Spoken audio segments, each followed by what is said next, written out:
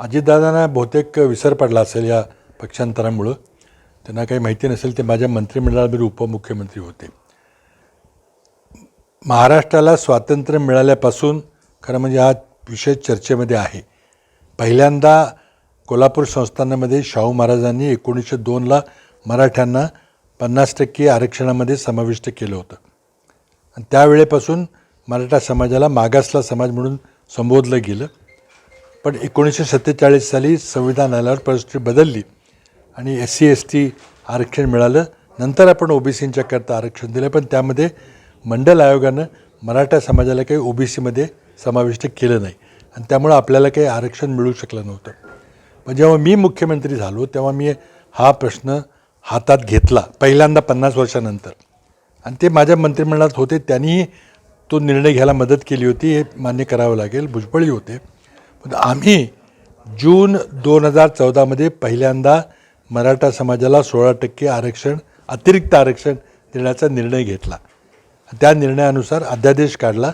त्या अध्यादेशानुसार मुलांना प्रवेश मिळायला लागला. नोकऱ्यांच्या जाहिरातीमध्ये 10% या 16% आरक्षणाचा उल्लेख व्हायला लागला. पण लगेच कोणतरी कोर्टात गेलं आणि ऑक्टोबरमध्ये आमचं सरकार गेलं.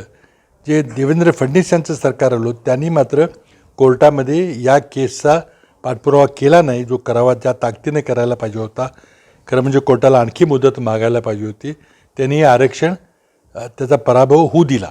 तर माझा स्पष्ट आक्षेप आहे. आणि नंतर हा सगळं प्रश्न गुंतागुंतीचा पडलेला आहे. पण मी या ठिकाणी सांगू इच्छितो की मी 50 वर्षानंतर पहिल्यांदा मराठा समाजाच्या आरक्षणाचा प्रश्न हाती घेतला आणि तो आमच्या दृष्टीनं आम्ही सोडवला.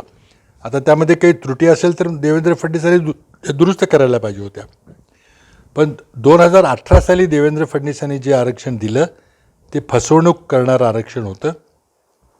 कारण देवेंद्र फडणवीसांनी महाराष्ट्रामध्ये कायदा करण्याच्या आधीच दिल्लीने राज्यघटनेमध्ये 102वी घटना दुरुस्ती केली होती आणि त्यामुळं मागासवर्गीय समाजाला आरक्षण देण्याचे सर्व अधिकार हे राष्ट्रपतींनी स्वतःच्या हातात घेतले होते. राज्य सरकारकडे कुठलाही अधिकार राहिला नव्हता. आणि त्यानंतर मग महाराष्ट्रामध्ये मराठ्यांना आरक्षण देण्याचा कायदा झाला. ही निव्वळ फसवणूक होती. आणि त्यामुळं माझं स्पष्ट मत आहे की 50%चं मर्यादा ओलांडून जे काही द्यायचे ते 12% फडणवीसांनी केले. आमचं 16% होतं. जे काही टक्केवारी असेल ते आरक्षण, अतिरिक्त आरक्षण दिलं पाहिजे, असं माझं स्पष्ट मत आहे.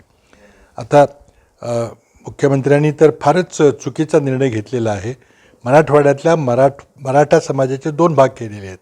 एक ज्यांच्याकडं निजामकालीन कागदपत्र आहेत, दाखले आहेत, पुरावे आहेत, त्यांना आरक्षण द्यायचं OBCमध्ये, आणि ज्यांच्याकडे ते पुरावे नाहीत, म्हणजे जे गरीब माणसं आहेत, ज्यांना राहायला घर नाही, तर तो पुरावा कुठं सांभाळत बसणार 2-2, 3-3 पिढ्याचा, त्यामुळे त्याला ते मिळणार नाही.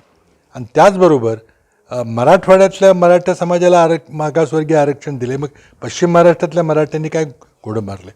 आणि माझा आक्षेप असा आहे की तुम्ही आज निजामकालीन कागदपत्र, पुरावे, दाखले ग्राह्य धरताय, पण मग शाहू महाराजांचे दाखले तुम्ही ग्राह्य धरत नाही. हा कुठला न्याय? त्यामुळं आता दिल्लीमध्ये पण भाजप सरकार आहे, महाराष्ट्रात देखील भाजप सरकार आहे. त्यांनी हा प्रश्न सोडवला पाहिजे. ABP माझा, उघडा डोळे बघा नीट.